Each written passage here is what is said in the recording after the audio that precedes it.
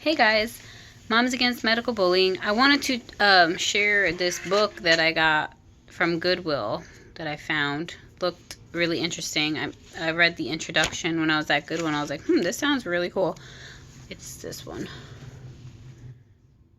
The Politics of Oil. Robert Engler.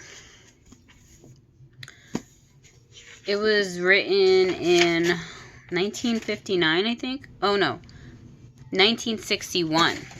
Pretty cool. I just wanted to share some words.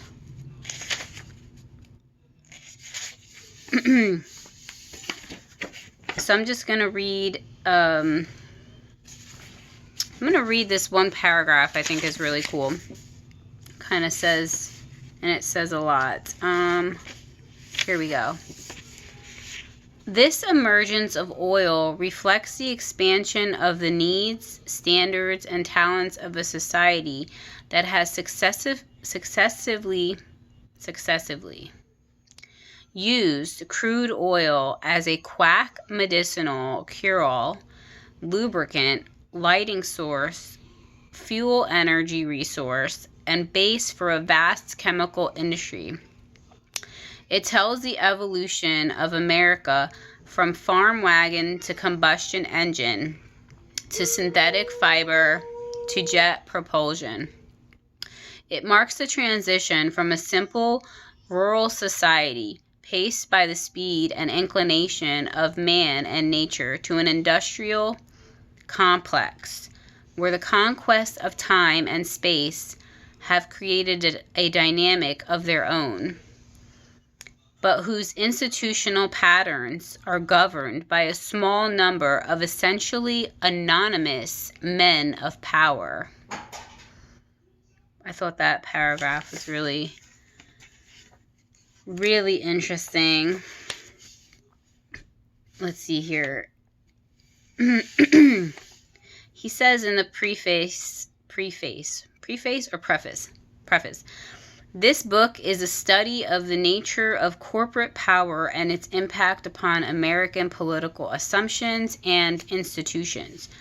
The oil industry, which operates on the frontier of technological knowledge and economic and political organization, serves as the springboard for raising a series of questions about power, purpose, and responsibility in an industrial environment.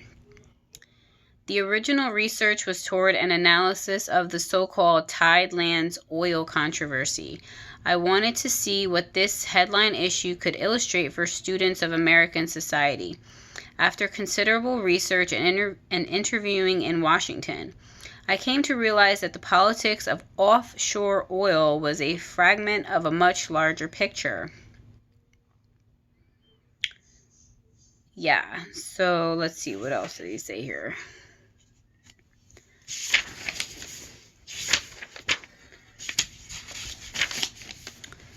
He says in the introduction, this is a study of the relation of power and responsibility. The illustration throughout is the private government that controls most of the petroleum resources of the world and the impact of this control upon American political life. The more impelling issue, however, is the drift and distortion of democratic society in an industrial environment. Every human setting has a system of controls. These controls are designed to channel and uphold the particular social order to which the people and their leaders presumably are committed. These controls express attitudes and aspirations that over time have permeated the going institutions of this society. The controls are implemented by such power factors as habit, organization, status, material, reward, persuasion, coercion, and formal law. Although power is frequently categorized as a corrupting and restricting force, it is inherently neither good or bad. Power is a resource necessary for ordered action. It is used to make and enforce decisions and to define behavior. The controls may be employed by different groups competing to establish their particular versions of order. Aren't we seeing that now, right? With the COVID Trojan horse.